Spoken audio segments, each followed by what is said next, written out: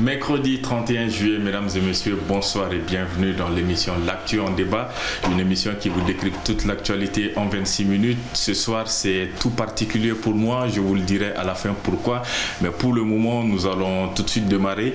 On a deux grands thèmes qui retiennent notre attention. D'abord, la situation à Tinzaouaten, à la frontière entre le Mali et l'Algérie, où des combats ont été engagés par les forces armées maliennes depuis le 25 juillet dernier. Ensuite, nous allons parler du CNJ où un imbroglio tourne autour de la mise en place des différentes commissions avec la dissolution annoncée hier par le ministère de la Jeunesse et des Sports de la commission qui était chargée de cette mise en place. Avec moi sur ce plateau pour développer ces deux grands thèmes, d'abord Bourema Soulo, journaliste correspondant de plusieurs médias étrangers. Bonsoir Monsieur Soulo. Bonsoir Monsieur Etra. Merci d'avoir accepté notre invitation. C'est moi qui vous remercie.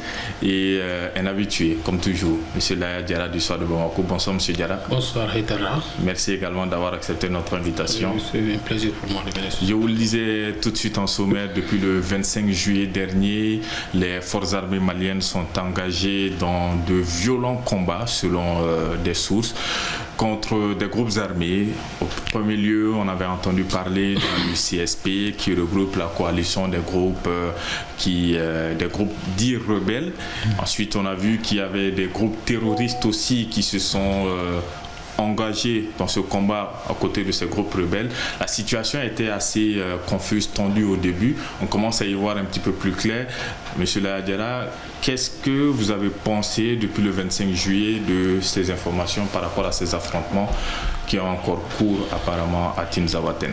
Bon, il fallait s'y attendre parce que pour qui connaît l'Adra des Iforas, la région de Kidal, qui fait frontière avec l'Algérie, et dans le cadre de la reprise du territoire national, et pratiquement toutes les capitales régionales sont entre les mains, en tout cas des forces régulières. Et vous savez, Kidal, c'était quand même le dernier bastion. Et quand Kidal a été pris, il fallait quand même assurer le contrôle sur toute l'étendue du territoire de la région. Et c'est ce que l'armée a entrepris avant-hier, disons en début de la semaine dernière, et où les troupes sont avancées jusqu'à prendre la zone de Inafarak. Bon, connaître la distance Inafarak, Kidal, Tinza. Vous savez, Tinza, c'est quand même la dernière ville, la ville frontalière avec l'Algérie.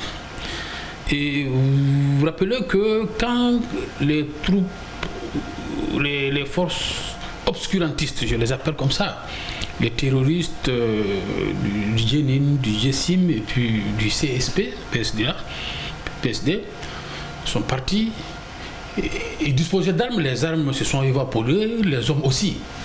Mais tous ont convergé vers Tinzaouaten. Donc, quand l'armée malienne est arrivée à Inafarak, on sait qu'elle devait mettre le cap sur Tinzaouaten. Et c'est dans ce cadre qu'il y a eu un mouvement de troupes, une patrouille de routine, comme ils le disent, a fait un progrès vers Tinzaouaten et qui a rencontré quand même une résistance, une première attaque. Et je crois que la riposte de l'armée a été foudroyante. Donc, étant mis en défaite, les forces rebelles ont fait appel à tous les autres, à la nébuleuse, à tous les terroristes qui sont dans la zone pour venir les appuyer. Et c'est comme ça que nos troupes sont allées tomber sur cette coalition de forces, bon, disposant aussi d'une puissance de feu redoutable. Et vous avez vu en résultat ce que ça a donné. C'est vrai, les hautes autorités militaires l'ont reconnu. C'est vrai, on leur avait infligé de lourdes pertes en termes de vies humaines et de matériel. Mais les derniers combats à Tinza, bon, l'armée même a reconnu qu'elle a enregistré des pertes en vies humaines et en matériel. Mais je crois que la donne change parce qu'un dernier communiqué avait fait état d'un mouvement rétrograde. Bon, c'est la stratégie militaire. Il fallait se préparer pour continuer dans la dynamique de reconquérir le territoire. Et vous avez vu les dernières heures là, je crois qu'il y a beaucoup de choses qui se passent, qui nous réconfortent. Alors, j'aimerais demander à M. Soulou, il l'avait dit, Tinzaouaten s'est présenté un peu comme le dernier bastion, c'est à la frontière même de l'Algérie, mais pourquoi cette zone est aussi importante et aujourd'hui au centre stratégique de ce qui se passe? Merci beaucoup, M. Aydara. Comme si vous vous souvenez, à Kidal, il n'y a pas eu de combat. À Kidal, il n'y a pas eu de combat quand nos forces régulières ont repris la ville de Kidal. Il n'y a pas eu de combat entre nous, il y a eu quelques frappes de drones et des escarmouches. Ça, c'est oui, dans les il n'y a pas combat, il n'y a pas eu de combat véritable résistance. Exactement, on n'a pas trouvé, les forces régulières n'ont pas trouvé une résistance qu'elles attendaient à la hauteur. Donc ça a fait que, et moi, dans mes recherches, on m'a dit que Tinzaouaten échappait en quelque sorte depuis l'indépendance du Mali au contrôle de l'État. C'est là-bas où les trafics, comme l'a dit, l'a reconnu l'état-major, les trafics humains, drogue, tout ce qui est illicite passait. Et c'est quand même un village où il y a Tinzaouaten Mali, Tinzaouaten Algérie. Donc c'est voilà, à la frontière, comme il l'a dit. Donc quand il n'y a pas eu ces gens se sont repliés sur Tinzaouaten quand l'armée est entrée en Kidal, parce que sachant qu'ils ne pouvaient pas faire face à notre armée. Donc les ex-indépendantistes regroupés aujourd'hui au sein du CSP DPA, dirigé par Al-Gabash Touzouri Intala. Donc c'est là-bas ils étaient. Et aujourd'hui, comme il a dit, dans la dynamique qui est très proche de Yadagali. C'est la même chose, c'est la même famille en fait. C'est la même famille. C'est pourquoi moi j'allais, parce que comme il a dit, dans la dynamique de notre armée, de reconquérir, de recouvrir l'ensemble du territoire national. Ils sont allés à Farak, c'est un autre village à la frontière algérienne.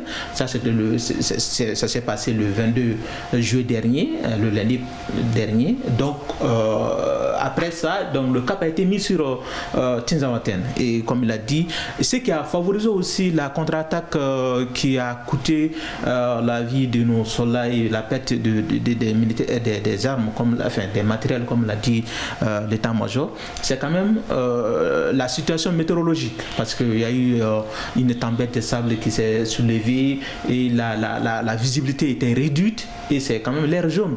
Et dans ces cas de figure, très généralement, c'est les vecteurs aériens qui font la différence.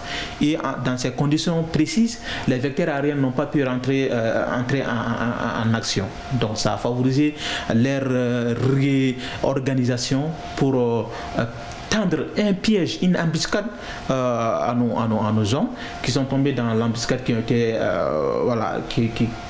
qu'on connaît la suite.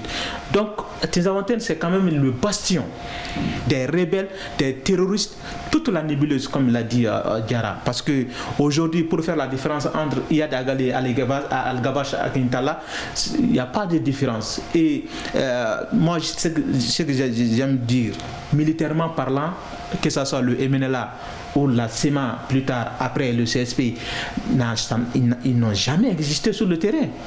Quand on parle de militairement parlant, c'est toujours des bras armés autres que ces gens qu'on connaît. Mais sur le plan diplomatique, sur le plan politique, c'est eux qui revendiquent la victoire. Et aujourd'hui, quand on voit le GENIM qui revendique une attaque, et dans la foulée, le CSP qui prend un communiqué pour dire que c'est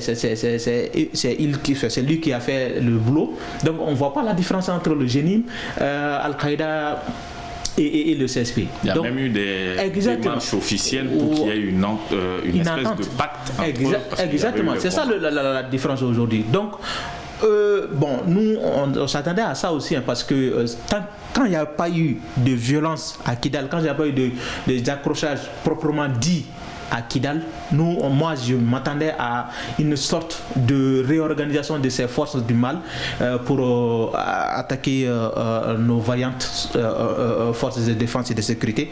Mais heureusement que, comme il a dit hier, le dernier communiqué qu'on a vu, il y a eu une action dans le cadre de l'AES une action combinée entre l'armée malienne et celle du Burkina, qui ont mené des opérations aériennes avec de succès. Et bon, comme on est dans une communication aussi des guerres, donc on prend parce que les gars, quand même, le CSP, les membres de CSP communiquent plus que nous, parce que pour nous c'est des communications institutionnelles et il faut faire beaucoup de recoupements et tout, mais eux, chaque fois qu'ils prennent un petit truc seulement qui ne leur appartient pas, ils font une publication, un communiqué là-dessus pour dire voilà notre force. Donc alors, c'est très compliqué ce genre de... Alors justement, on a vu dans les récents communiqués, après les violents affrontements, les premiers affrontements, l'armée a dit revoir un petit peu sa stratégie et prendre note de ce qui s'est passé. Donc est-ce que, comme il vient de l'évoquer, les frappes aériennes qui ont été effectuées hier dans la zone, on parle de plusieurs frappes effectuées notamment aussi par l'aviation burkinabé, est-ce que ça s'inscrit dans ce cadre-là de revoir ces stratégies?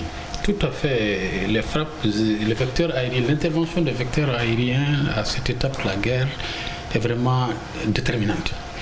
Mais avant de développer cet aspect de la situation à Tinza, je voudrais juste rebondir sur un fait qu'il a signé. Il disait qu'à travers ses recherches, qu'il s'est rendu compte que depuis l'indépendance, Tinza Ouattara échappait au contrôle de l'État malien. Je dis non, ça c'est pas exact. Parce que Tinza, je crois que ce qui a favorisé, en tout cas, la mainmise de Tinza par ces bandits, c'est parce que vous vous rappelez bien, il y a eu, à un moment donné, sous le premier régime démocratique, on a négocié avec les rebelles.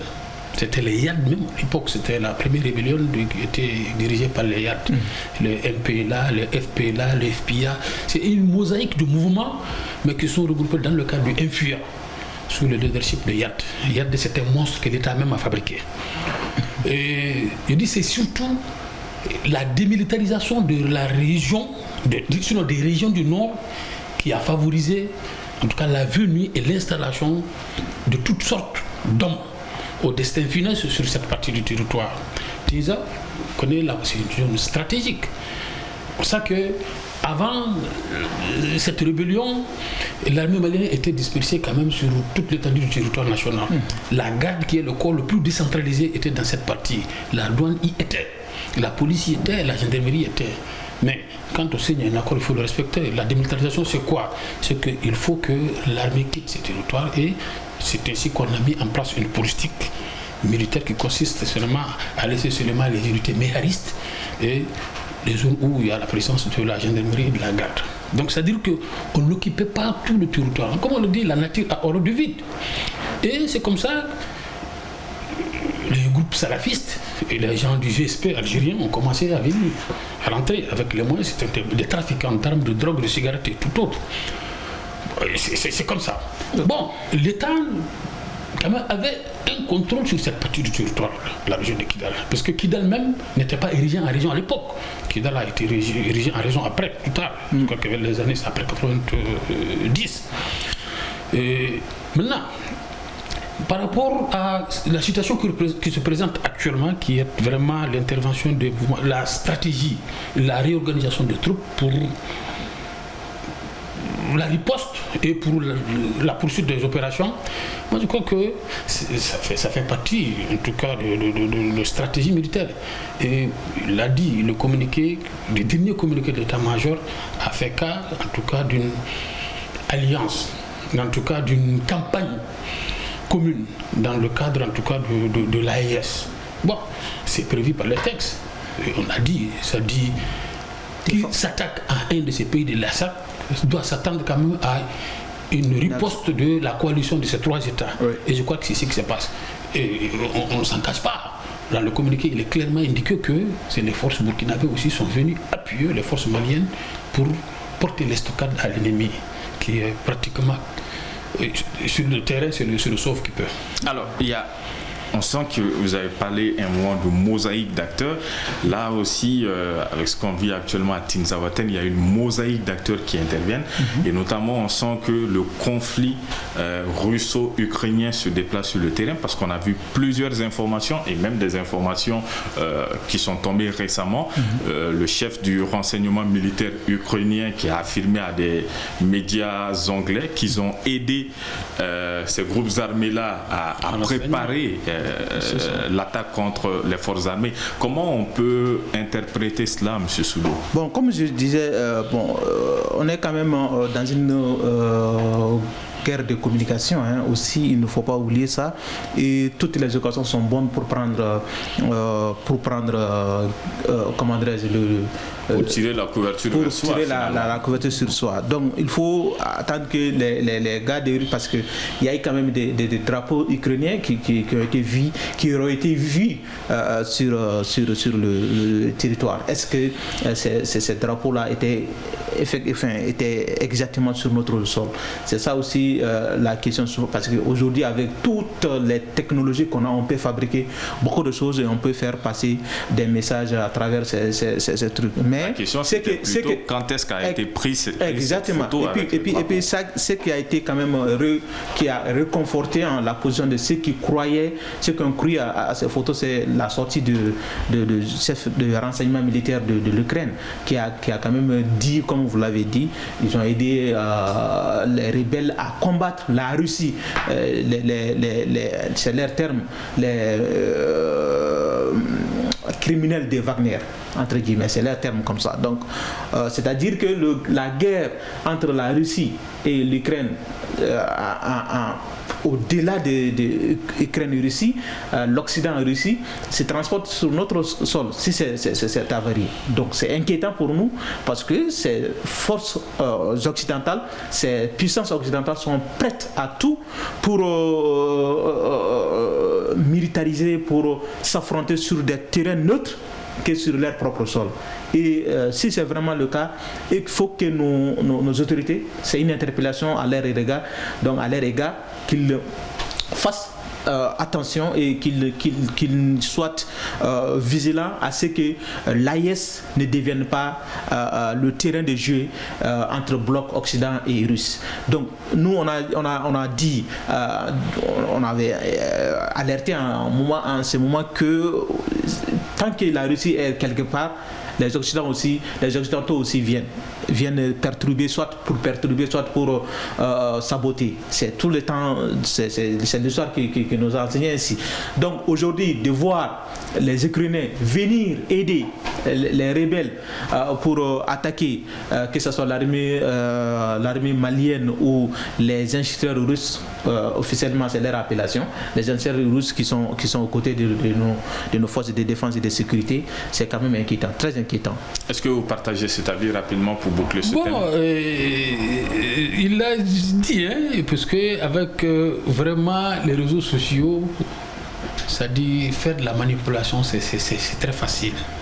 En tout cas, jusqu'à preuve du contraire, je demeure convaincu que cette coalition a bénéficié quand même d'appui. Je ne préjuge pas, mais je sais qu'on a des voisins qui ne sont pas sincères dans nos relations. Ouais. Bon, dire que les Ukrainiens sont venus, je crois que même j'ai lu dans la presse même étrangère, la presse internationale, je crois qu'un journal anglais, le Guardian, qui confirme que les services de renseignement de l'Ukraine ont appuyé en quelque sorte la coalition. C'est le premier responsable de ce service qui le dit dans le journal. En tout cas, pour les affrontements sur le terrain. Bon, on attend et suivre l'évolution parce que si cela est vrai, moi je crois que les sources les mieux indiquées feront et communiquer dans ce sens. Je crois que l'état-major suit de près la situation et l'état-major communique au fur et à mesure. Et je ne doute pas qu'il y a des implications extérieures, mais je n'accuse personne pour le moment. Mais je sais que quelque part, des gens jouent en faveur de ces gens contre le Mali. Mais dire que c'est X ou Y, à ce stade-là de la guerre, je ne dirais pas chose. Moi, je crois qu'après, les voix les mieux indiquées vont parler. Alors, très bien.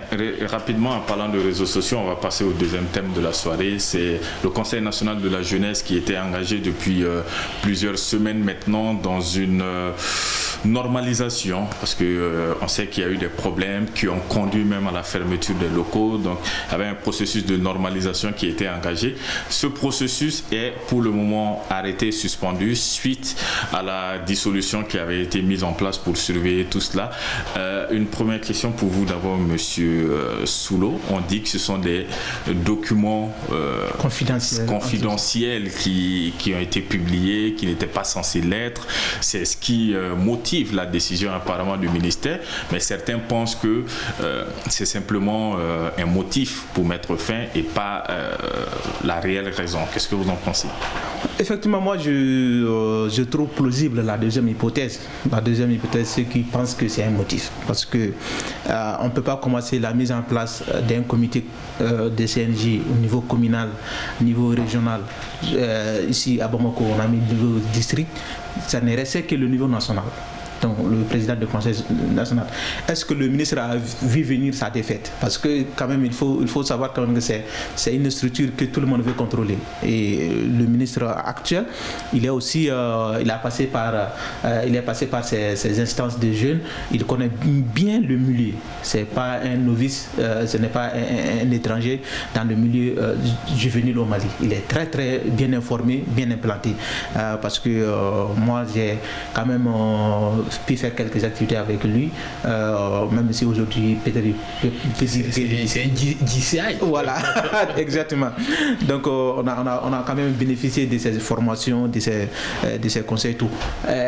Mais nous, dans les coulisses, on a entendu aussi qu'il voulait récupérer ces CNJ. Il voulait même changer le nom. Il voulait même changer le nom de CNJ à une autre appellation et confier ça à un proche. Et tout ceci reste encore à confirmer. Non, oui, mais moi je suis quand même, nous on est membre on est partenaire des jeunes chambres, enfin, du Conseil national de jeunesse. On a été appelé pour le renouvellement, pour une assemblée générale qui a confié la clé de CNJ au ministre actuel, qui a dissous le conseil à la suite de ça. C'est à la suite de ça qu'il a dissous le Conseil national. Il a fermé, il a mis clé. Organe transitoire. Exactement, il a mis le CONOR pour régler ça, qui a abouti à l'organisation des états généraux de la jeunesse, et à la suite de ça ils ont mis cette commission en place pour redresser le CNJ. Donc tout ça, est-ce que quand même, comme vous l'avez dit, c'est des choses à confirmer, mais quand même quand on voit le processus qui est vraiment au terme, on arrête net, parce qu'il y a eu des documents confidentiels ou des décisions confidentielles qui ont été révélées sur les réseaux sociaux ou tout. Bon, quelles sont ces informations confidentielles? Nous, quand même, pratiquement, moi, je suis quand même 24 heures sur 24 sur ces réseaux sociaux, je n'ai pas vu ces informations. Je ne dis pas que je suis tout le monde, mais quand même, certaines de ces... si c'est vrai, nous, on aurait su quand même... Et surtout dans tous les secteurs, exactement. On a des documents confidentiels qui sont sur les réseaux sociaux. Exactement. Donc, est-ce que moi je soutiens la deuxième hypothèse? Pour moi aussi, c'est une alibi pour suspendre, parce que le vent n'était pas favorable au ministre ou à son équipe.